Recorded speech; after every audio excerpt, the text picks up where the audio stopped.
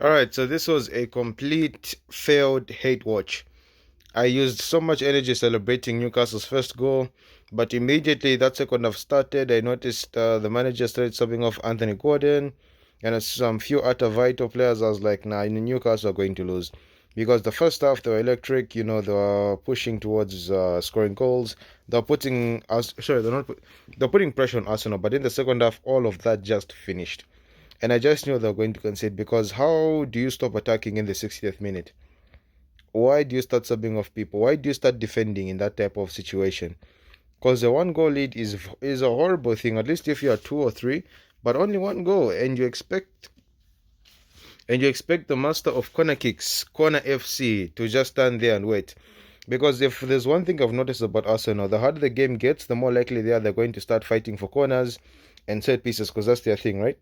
And then Voldemort Day, that was a really great header by him, but then he was, fighting a bit with Gabriel. Should have kept him on because of that, keep it in the back of Gabriel's head that he's there, he's gonna make a header.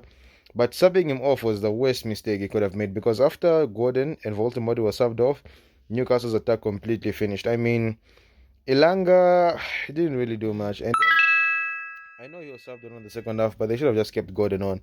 And also Voltemode because he was great for aerial balls.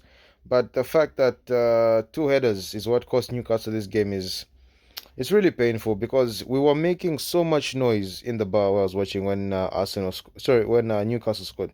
Where I was watching from, we were making so much noise. I think was in the first half, there were a lot of Arsenal supporters, but in the second half, a lot of them ran out. I think we chased a lot of them.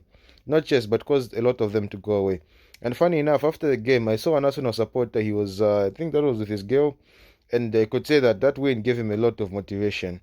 Otherwise, a failed head watch. Newcastle should have done better. Why sub off? Everyone start defending. You should have been looking for another goal. Yeah, it's painful, but Arsenal are still number two. They are still number two. You have seen number two. Number two, you have seen that. That's what they're going to finish in the. They're not winning the Prem. They're not winning the Premier League. Otherwise, it's an unfortunate failed hate watch.